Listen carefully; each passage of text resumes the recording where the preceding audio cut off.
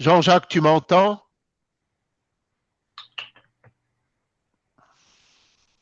Jean-Jacques, en fait, ce qu'il faut, c'est que tu lances ta présentation en mode diapo avant de partager ton écran. Ça, je n'ai plus accès à Zoom. Et tu partages ton écran alors que que le mode diapo est activé. Mais oui, mais je comprends bien, mais je ne sais pas. Mais il ne faut pas commencer par partager l'écran et ouvrir la présentation après. Il faut commencer par ouvrir la présentation et partager l'écran ensuite. Vous avez deux sessions ouvertes, Jean-Jacques Cuisse. Partager à ce moment-là. Voilà. Je suis désolé de ce que je suis en train de faire. Ils ne veulent pas partager. Ça marche. Bon, partage l'écran chez toi. Non, pardon. Lance la diapo chez toi et partage l'écran après.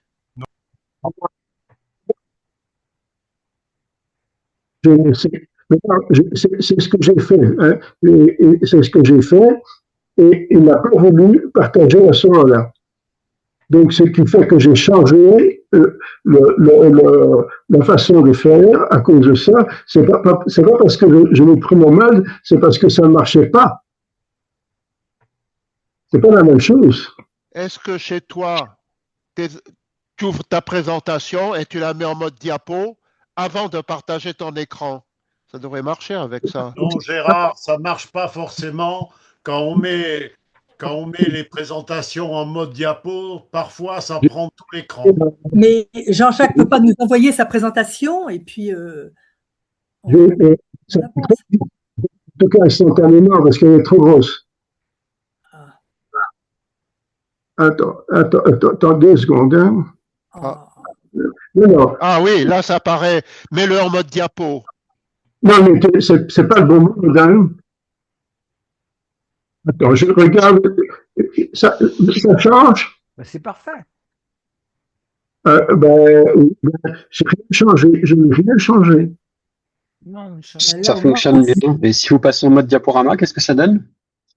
Je sais pas t'expliquer pourquoi ça marche pas. Hein. D'accord. Vous avez un écran ou 2 écrans chez vous? Actuellement, je n'ai pas l'écran. Je ne vois pas l'écran, je signale. Excusez-moi, je prends la parole. C'est très bien. Moi, je trouve que c'est très bien comme ça. On va arriver, pas la peine d'en faire de mode diapo. Ne vous fatiguez pas. C'est bon. Vous avez raison. Ouais. On voit quelque chose et puis voilà. Attention. Bon, on y va comme ça, on continue comme ça alors. On continue comme ça me suffit. Oui. C'est très bien. Je n'ai pas entendu. Hein.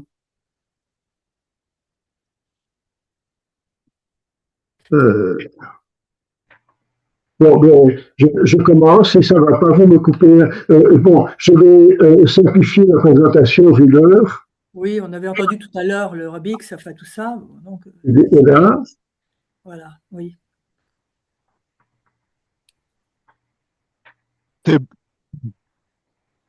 Là, effectivement, on voit que tu changes tes slides. Oui, on n'est toujours pas en mode diapo, mais non, c'est là, mieux on voit que des rien. slides qui bougent. Tout à l'heure, on voyait aucune slide. Hein. Si tu peux enlever la mise en forme de l'arrière-plan, mais on s'en de droite. Non, tant pis s'il ne peut pas. Hein. Ne vous embêtez pas, on arrive bien à lire le slide, c'est bon, on peut y aller. On arrive à voir. Oui, comme ça, on arrive à voir. Je suis dans slide 19 et bon, je ne vais pas la détailler. Bon, mais donc, comment l'histoire de la cryptographie, je continue. Ça a commencé donc avec Diffie-Hellman et Merkel, qui a eu des problèmes, et c'est pas le seul. Bon, je ne vous montre pas l'histoire de Shamir qui m'a envoyé en 77 le rapport RSA. Bon, voilà, donc ça je continue. Bon, alors maintenant voilà. Donc, une preuve puisque c'est bien de ça qu'on parle avec les zero knowledge. Je prends la définition du Larousse, est un élément matériel, un témoignage ou un raisonnement servant à établir de façon certaine la vérité ou la réalité d'un fait, d'un acte ou d'un sentiment. Elle permet de démontrer, de vérifier ou d'attester une affirmation. Alors, en fait, pour être tout à fait rigoureux, on parle de preuves dans le cas des zero knowledge ou plus généralement dans le cas des protocoles interactifs. Et en fait, si on prend la définition rigoureuse, ce n'est pas une preuve, parce qu'il reste toujours un petit élément de probabilité non nulle que c'est faux, et on peut rendre cet élément de probabilité le plus petit possible. Donc c'est un epsilon que l'on peut faire tendre vers zéro. Alors, le terme français correct pour cela, c'est vraisemblance.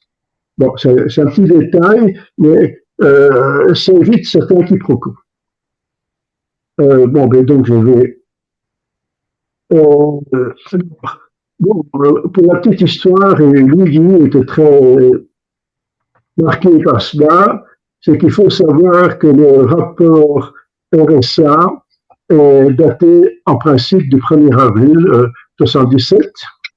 Et il n'y a personne qui l'a publié. Donc, si vous cherchez bien, vous savez remonter au 6 avril. Il y a la preuve normalement que ce rapport est sorti le 1er avril, donc il a été modifié. On ne sait pas très bien dans quel sens. Il y a plein de rumeurs.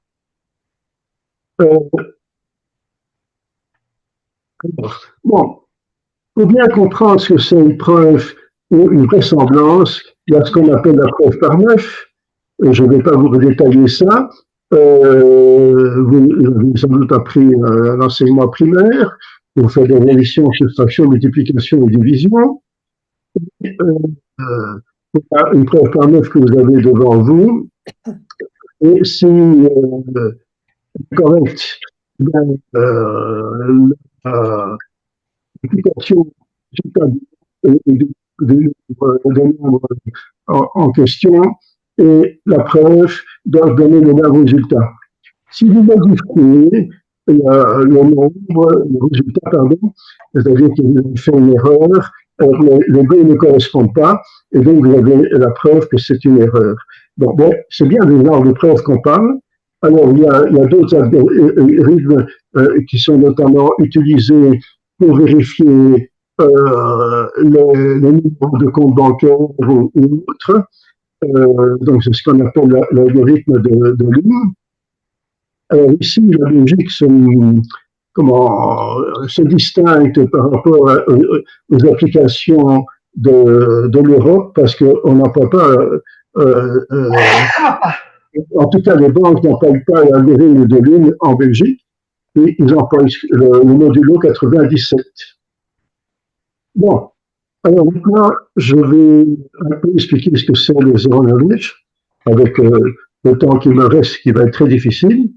Donc, j'ai été récupéré en le modifiant un peu, en le mettant à jour, etc. Mais c'est pour vous montrer donc, le cours de mathématiques, donc, qui était dans l'Institut de mathématiques de Louvain. Donc, c'est décembre 2012. Et donc, en fait, on démarre des contrôles d'accès. Donc, ce qu'on appelle aussi le login. Alors, bon, c'est très ancien. Ça a été inventé par un Américain qui s'appelle Barham. Il faut bien que quelqu'un l'invente en 1963. Il travaillait à la Rand Corporation. Et donc, avec le vocabulaire d'aujourd'hui, il y a un prouveur et un vérifieur. Mais ça peut être aussi un visiteur et un gardien, une carte et un terminal, etc. Et donc, l'idée est d'envoyer son identité, je suis un tel, le terminal éventuellement vous dit, trouvez-le moi, vous avez un password, un mot de passe. Donc, si vous mettez ça sous forme d'échange, ce qui est montré ici, vous avez bien trois envois, deux du prouveur et un de l'ordinateur ou du vérifieur. Mais ce n'est pas très important puisqu'il dit simplement prouvez-le-moi et donc il n'intervient pas réellement. Alors, ce protocole qui est encore utilisé aujourd'hui, bon, c'est le plus ancien sur Internet et avant Internet. Non, il y a plein de problèmes, évidemment. On peut espionner, il peut y avoir un faux prouveur qui a copié, qui utilise une identité fausse, ce qui arrive encore aujourd'hui. Il peut y avoir un faux vérifieur, ce qui a déjà moins d'intérêt. Et puis, il y a toute la base de données d'utilisateurs et de mots de passe, hachés ou non hachés. Et ça, l'actualité nous montre que c'est souvent ça qui est piraté. Alors, il y a plein de problèmes donc, du côté du prouveur, comme je viens de le dire. Du côté du vérifieur, on peut aussi espionner, on peut mettre un faux terminal. Il y a un problème aussi, éventuellement, par rapport à certains protocoles où on aimerait bien que plusieurs terminaux puissent vérifier, ce qui ne marche pas pour tous les protocoles. Et comment faire mieux? Alors, une idée, c'est d'employer des mots de passe qui sont utilisés qu'une fois. Ça veut dire que si on fait une copie, eh bien, c'est plus très utile. Et une autre solution, encore, c'est de ne pas utiliser du tout le mot de passe. Et maintenant, il faut voir comment faire. Donc, le même scénario qu'avant, maintenant, au lieu de le mot de passe, on prouve qu'on le possède sans le montrer. Alors, on le prouve d'une façon sécurisée, évidemment, parce que si la preuve contient une information sur le mot de passe, ce n'est pas très intéressant, et si on répète, et finalement, le mot de passe va s'user. Alors que justement, le but de Zero Knowledge, c'est que le mot de passe ne s'use pas. Et pour cela, ce qu'il faut faire aussi, pour que ça ne soit pas piratable, c'est qu'il y a une nouvelle preuve pour chaque interaction. Alors ça, c'est évidemment une réflexion très intéressante à avoir. Le prouveur, vrai ou faux, peut tricher et prétendre que c'est une nouvelle preuve alors que c'est une ancienne preuve qu'il a réutilisée. Et donc, comment faire? Eh bien, il faut aussi que les vérifieurs interviennent. Ça veut dire que le vérifieur va choisir une question auquel le prouveur peut répondre, mais qui est au hasard et qu'il n'utilisera qu'une fois. Donc, ce qui veut dire que si le protocole est bien fait, le prouveur, le vérifieur sera convaincu qu'il n'y a pas de rejeu ou de tricherie. Bon, donc, il faut aussi être convaincu qu'on ne veut pas copier du côté du prouveur ou du vérifieur les informations. Donc, il faut utiliser des objets qui sont tempérésistants. Donc, par exemple, la carte à puce, un HSM ou quelque chose comme ça. Donc, les cartes à puce. Voilà, donc c'est bien le but du Zero Knowledge. Alors, la réflexion était encore un peu plus subtile que ça. C'est que un espion, X party, qui regarde l'échange, eh bien, lui ne sera pas convaincu que soit le prouveur ou le vérifieur connaît le secret, et il dira « Ah, je ne sais rien dire ». Ce qui veut dire concrètement que chaque échange entre un prouveur et un vérifieur, il est unique, et seul le vérifieur dans le contexte que je suis en train de dire, va être convaincu que c'est vrai parce qu'il a engendré un nombre aléatoire qu'il a envoyé à un moment donné et il a eu la réponse après. Donc, le temps intervient énormément et quelqu'un qui regarde simplement la transcription, il ne sait pas si ce qui se passe est en train d'être joué pour faire semblant ou s'il y en a un des deux qui triche, ou les deux d'ailleurs. Et donc, ça introduit ce qu'on appelle le concept de simulateur. C'est que quelqu'un peut simuler sur base d'informations publiques un protocole zéro knowledge, c'est-à-dire faire le jeu, le scénario entre un prouveur et un vérifieur, pour lequel tout est correct. Et donc, ce simulateur pouvant tout faire à la place du vérifieur, sauf que, évidemment, il n'a pas interagi avec le prouveur, et donc il n'a aucun élément qui lui permet d'être convaincu de quoi que ce soit, et il n'y a aucun élément non plus qui peut convaincre qui que ce soit.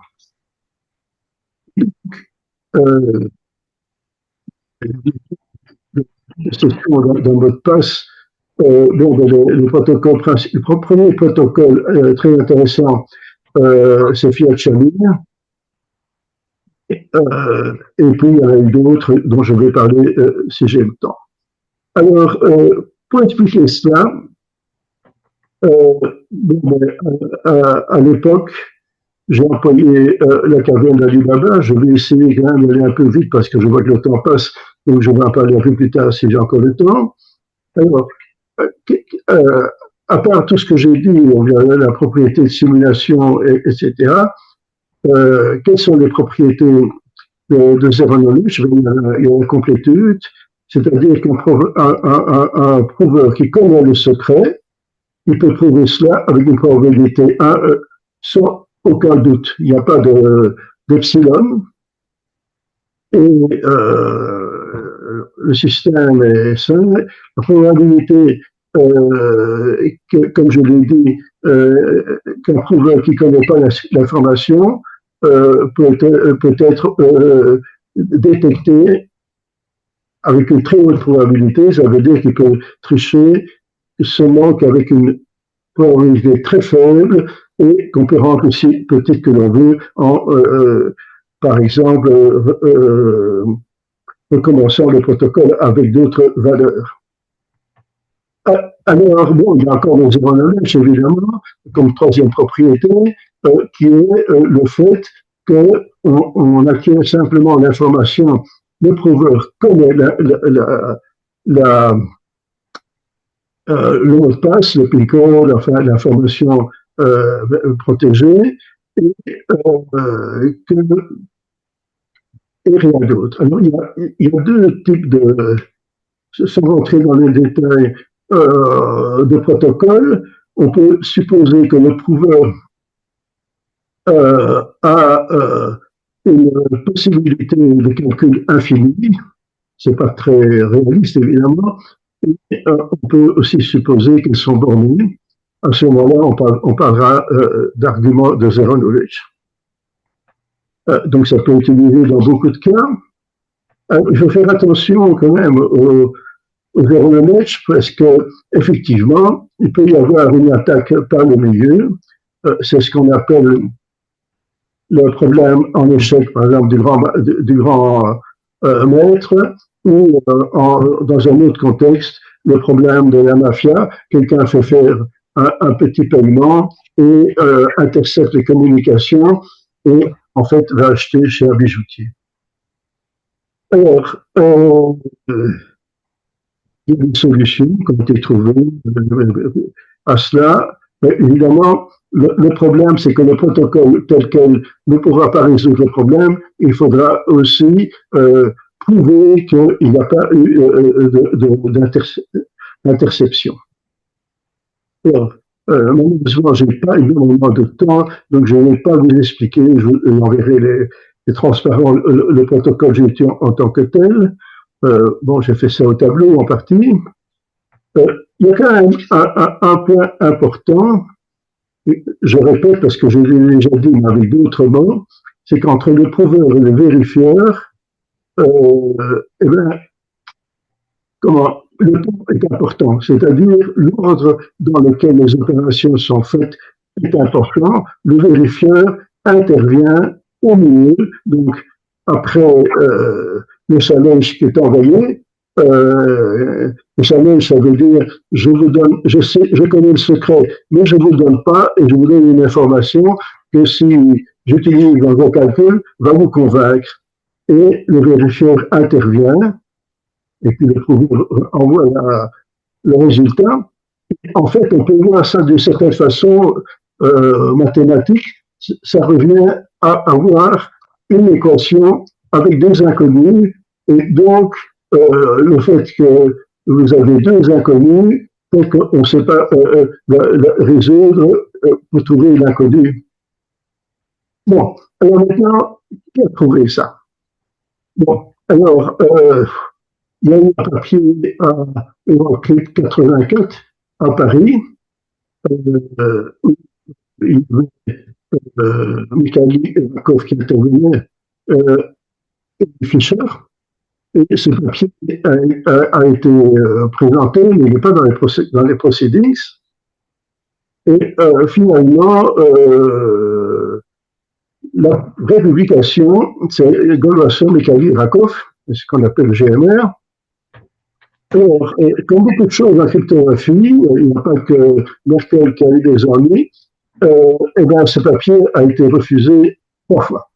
Donc le manuscrit date de 82, et en fait il a été accepté sur une version abstracte à stock 85, et la publication complète à 89. Donc il a mis 7 ans à être accepté complètement. Et il n'a pas été présenté à une conférence crypto, ce qui explique que ça n'a pas nécessairement au début été très propagé. Et en fait, la grande chance que nous, on a eue, donc Louis et moi, c'est que Louis connaissait très bien Goldwasser et Mikhail avant moi, et en discutant avec eux, il a pu comprendre qu'ils avaient trouvé quelque chose d'important et que donc il fallait réfléchir à cela. Alors, le papier important, le résumé, la flèche bleue montre bien que ça a résumé, le voilà. Alors, l'aventure de Goldwasser et Mikhail est assez extraordinaire parce qu'ils ont commencé leur doctorat en 80, enfin ils ont terminé leur doctorat, pardon, en 82. Ils se connaissaient bien à gauche. Ils sont toujours, en tout cas Mikhail et Goldwasser, c'est un peu plus compliqué, depuis 83, et tous les deux en même temps ont eu le prix Turing il y a quelque temps.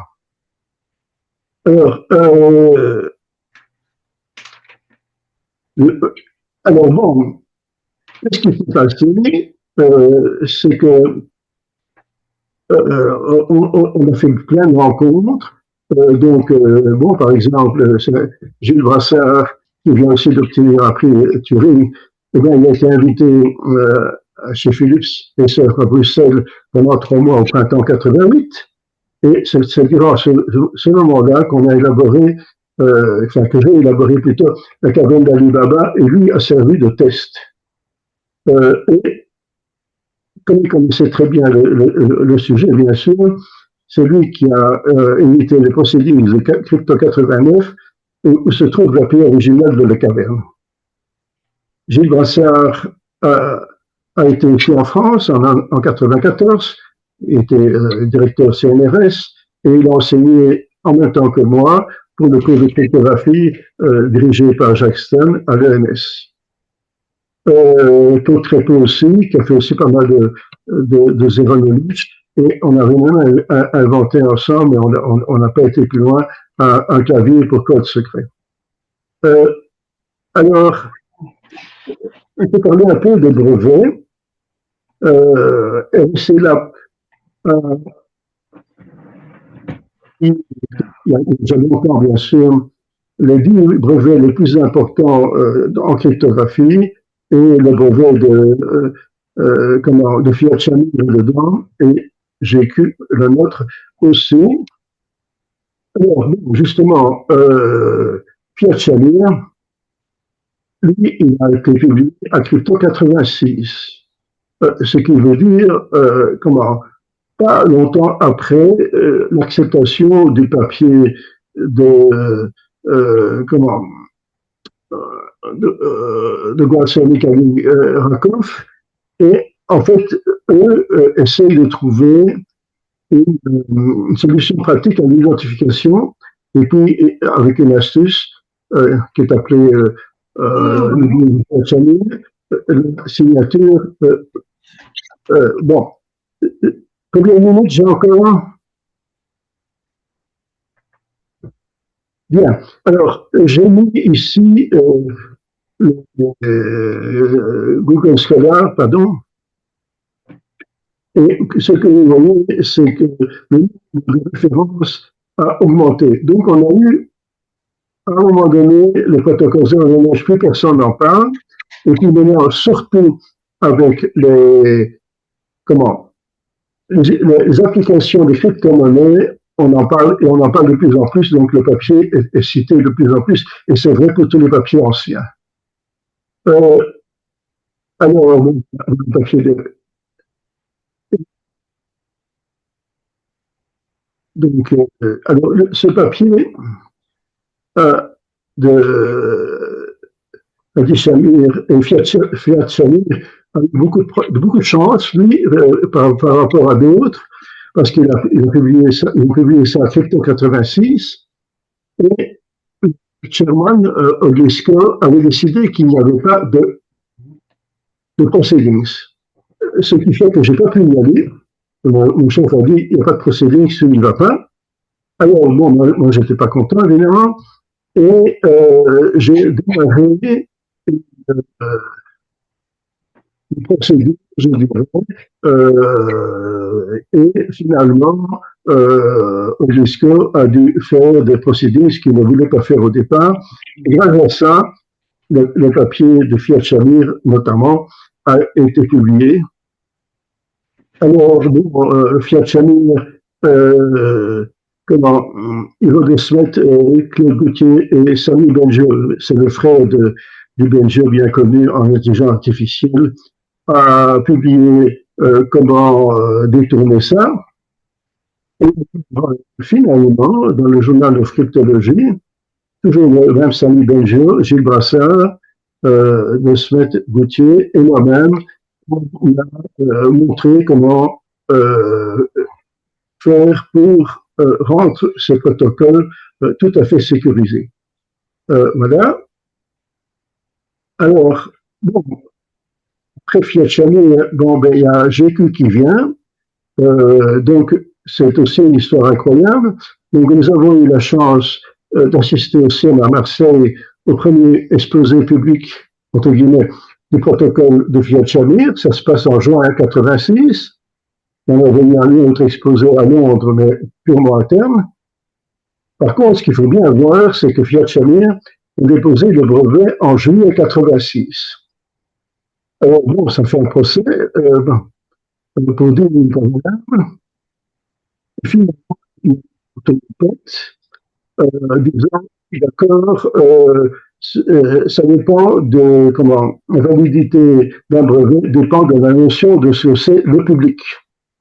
Et dans le procès qui a eu lieu en Grande-Bretagne, le public, ça veut dire qu'il y avait au moins 30 personnes dans l'audience. Alors, on n'a pas réussi à trouver les listes de personnes qui étaient au CIRM en juin, donc le brevet a été valable. C'est quand même un peu spécial.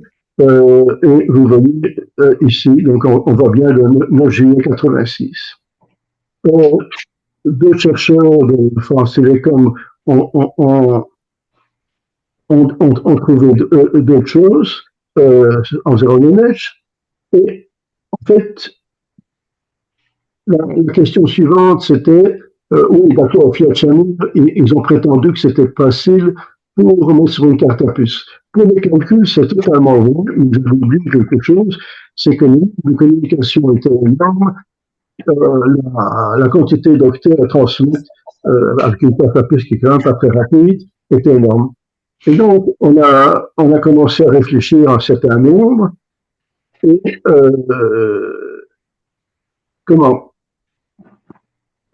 En fait, j'ai découvert un protocole qui permettait de dire qu'on connaissait l'input d'une fonction de hachage sans donner l'input. Et donc, l'output pouvait servir à prouver cela. Alors, j'ai montré ça à Louis, et qui m'a dit, tu as généralisé Fiat Shamir. Bon, on a un peu amélioré, on a vite fait un brevet, un article semi-Eurocrypt 88. Louis Guillaume n'y était pas, et je rédige le slide dans le train. Alors, c'est un truc qui m'a tourné. Je vois à Eurocrypt, attends, l'envoi revient un mois après, et il n'a pas été reçu, donc il y a eu un problème de poste en Suisse, à Davos, et le délai de soumission est passé. Donc, je contacte le programme Share, je renvoie l'article, et l'article est accepté un mois après la date limite. Vous vous rendez compte? Alors, bon, c'était un article rapide.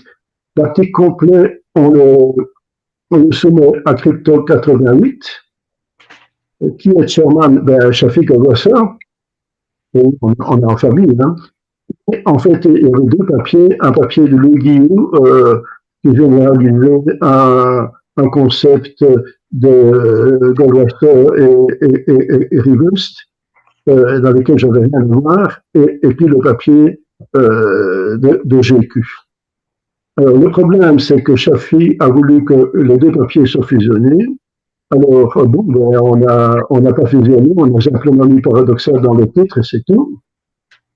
Et alors là, il y a eu à nouveau un malheur, c'est-à-dire que bien sûr, on parlait d'identité, mais par contre, ça a été corrigé par un milliard chez Springer, qui lui, ne connaissait évidemment que l'imprimerie et les indentations, et donc c'est identité et identité. Donc c'est pire que ça. En fait, à l'époque, on devait envoyer les articles avec agrandis. Il y a eu un problème avec la photocopieuse, donc les derniers, on n'avait pas détecté. Les papiers, les pages n'étaient pas agrandies. Et donc, l'éditeur technique, PNIT, qui est chez Figawassa, a pris une fusion de l'article qu'on avait soumis et de l'article qu'on avait corrigé, et donc l'article ne ressemble absolument à rien. Donc c'est un petit peu de mon livre, malheureusement, le papier, mais malgré tout, il est quand même connu. Alors, en fait, ce qu'il faut savoir, c'est que quand on a présenté GQ à Crypto, eh ben, il y avait Amos Fiat, donc de Fiat et Shamir, qui est venu nous trouver et qui nous a dit, vous savez, voilà, je suis venu en moto de San Francisco, c'est pas mal quand même comme distance, c'est plus de 500 km. Pour vous dire que j'avais parlé de ça à Adi Shamir, et Adi Shamir avait dit que c'était pas bon, et donc je n'ai pas soumis, et c'est vous qui l'avez trouvé. Donc vous voyez que il se passe plein de choses. Le brevet se fait correctement. Très vite, la société RSA nous demande de l'utiliser pour l'utiliser et avoir des licences. Nous sommes chargés de négocier. Le RSA c'était 30 $ par licence RSA et nous leur disons que c'est la même chose et ils acceptent. Et finalement, il n'y a pas de grande vente. En fait, ils vendent une seule licence à Nouvelle pour test. Puis, Dorothée Denis ancienne présidente de l'UACR, donc elle nous fait découvrir que Novell l'utilise pour obtenir une certification haute en sécurité dans leur système opératoire NDS. Et on doit estimer qu'environ entre 10 millions et 100 millions de systèmes l'utilisent. Vous imaginez la fortune.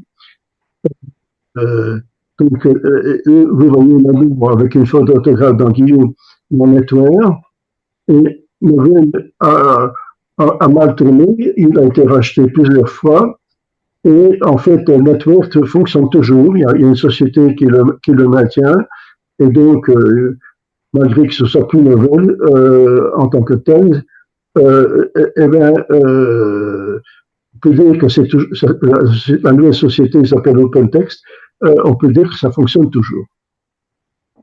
Alors, on a en 96 avec mes étudiants donc à l'UCL, on a fait une carte à puce, une puce pour carte à puce qu'on a appelée SCALP, Smart Card paiement limité. Et là, on utilise effectivement le protocole GQ et on l'a fait fondre en France. Fiat Shamir est utilisé aussi à la même époque pour authentifier les cartes d'abonnés dans les systèmes de télévision à péage, dans le décodeur. La carte est un prouveur, elle dit je suis une bonne carte. Le décodeur est un vérifieur et en fait, quel est l'avantage? C'est que le décodeur n'a aucun secret, donc tout le monde peut vérifier que c'est une bonne carte, y compris le décodeur. En fait, on a été beaucoup piraté, en Afrique du Sud notamment, et au Japon, ça a encore été pire. Le brevet GQ, donc de 88, n'est toujours pas approuvé. Donc, ils ont traîné, etc. Alors, il ne le sera sans doute jamais parce que pour qu'il soit approuvé, il faut payer. Si par hasard quelqu'un le fait, je ne sais pas quelles sont les dates de péremption, mais en fait, voilà encore une situation incroyable. Maintenant, il y a plein de crypto-monnaies qui utilisent Zero-Knowledge aujourd'hui. Et il serait intéressant de voir un petit peu l'intérêt du concept pour les Zero-Knowledge et autres. Ici, un grand outil pour ça, c'est Google Trends, et vous voyez que le Zero-Knowledge a beaucoup été utilisé jusqu'au début du siècle, et puis c'est vraiment le désert. Et puis, il n'y a pas très longtemps, ça remonte, et puis maintenant, on est vraiment très haut. En fait, on n'a jamais autant parlé. Non, il faut rester modeste. Si on fait la même recherche et qu'on compare Zero-Knowledge et blockchain, vous voyez en rouge blockchain, en bleu Zero-Knowledge, vous voyez que Zero-Knowledge est complètement écrasé par blockchain. Alors, dernière idée du même genre, on se demande par rapport à Bitcoin, et là vous voyez que les deux Zero-Knowledge et blockchain sont complètement écrasés par Bitcoin. Ça permet de voir un petit peu les écarts. Évidemment, c'est pas les mêmes concepts. Bitcoin, c'est surtout pour l'argent, etc. Blockchain, bon, mais c'est déjà plus important, mais pas beaucoup. Les Zero-Knowledge, finalement, globalement, c'est assez ignoré. Alors, les organismes de standard, je ne vais pas en parler trop du tout, excepté pour un point. La plupart l'ont imaginé. En fait, il y a un organisme qui est hors des organismes standards qui s'appelle ZK-Proof, donc, et qui lui, depuis déjà quelques années, fait une conférence annuelle et des débats et des groupes de travail. Il est associé actuellement avec Eurocrypt et donc ça aura lieu le mois prochain à Rome. Alors, je reviens rapidement à la caverne d'Ali Baba. en fait, comment ça s'est passé? Ben, très tôt, Philips France voulait utiliser GQ pour leur carte à puce. Enfin, les ingénieurs, je veux dire. Il fallait évidemment convaincre les directeurs, et on discute, et finalement, on me donne 15 minutes pour convaincre les directeurs, et ces directeurs, évidemment, ne connaissent rien en cryptographie. Alors, avec lui, on avait déjà pensé à des variantes, en employant des élastiques et des clous. Ça fait penser à des isomorphismes de graphes, mais avec un labyrinthe. Mais c'est trop compliqué, c'est-à-dire que l'idée est trop longue à expliquer d'abord avant d'arriver au concept. Et donc, je pars tout seul dans une autre direction. Et donc, comme je l'ai dit, c'est la caverne d'Ali Baba. Et je l'ai testé très souvent. Il est resté 3 mois. On prenait au moins un repas ensemble chaque semaine avec Gilles Brassard. Alors bon, donc j'imagine la simple caverne. Je raconte ça à Louis, un petit peu aussi à sa famille, et nous décidons de présenter ça à Crypto 89. Donc on le présente à la Room Session. Tom Verson, ancien président aussi de l'UACR, aussi, on ne le savait pas, écrivain pour livre d'enfants, se propose pour mettre l'histoire sous forme de conte. Alors, comme je dis, tout se fait en famille. L'éditeur de Crypto 89, c'est Gilles Brassard, et donc ce fut accepté pour les proceedings. On avait informellement, on n'avait pas de review,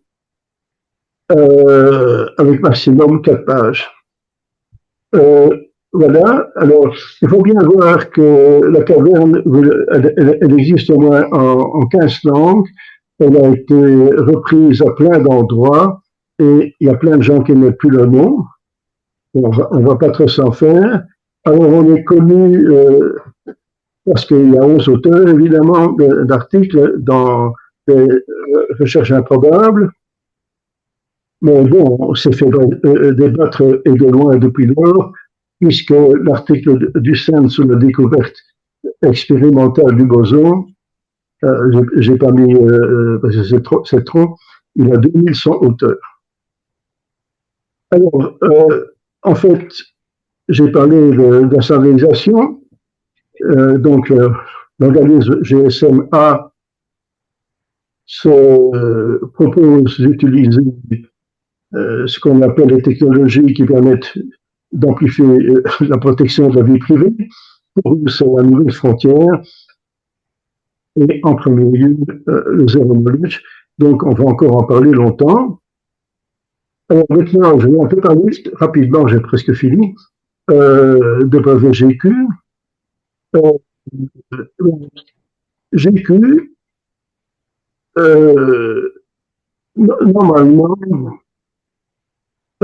comment? J'étais chez Philips, donc ces brevets ne me concernaient pas, mais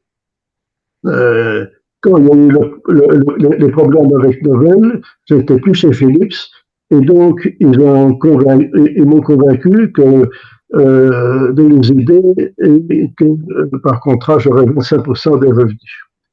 Ben, comme Philips et France Télécom ont perdu, je n'ai rien eu évidemment. GQ2, j'étais à l'UCL. Mon université n'a pas voulu participer, donc j'ai proposé à donc rien du tout.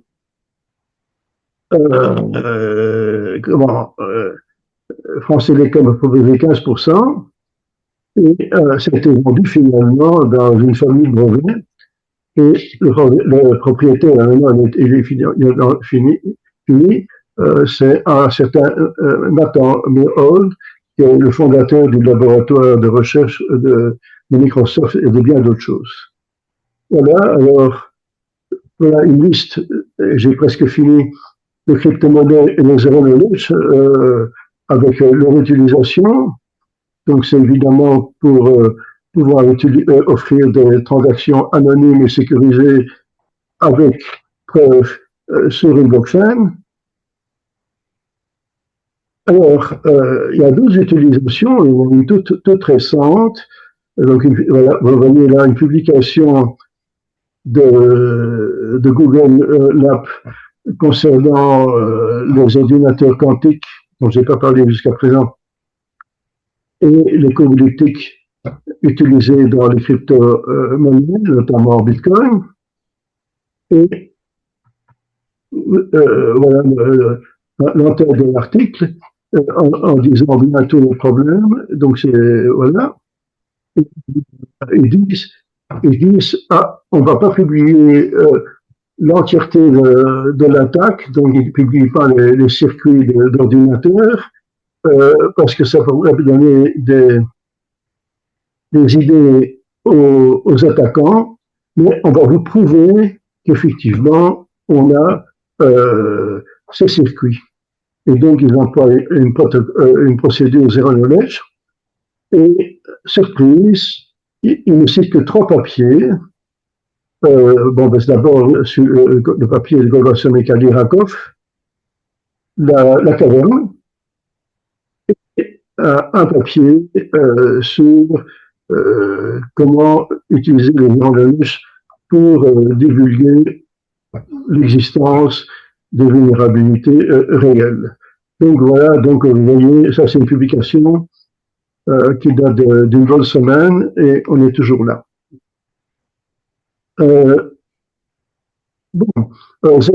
Chez post-quantique, c'est à discuter. Pour moi, c'est pas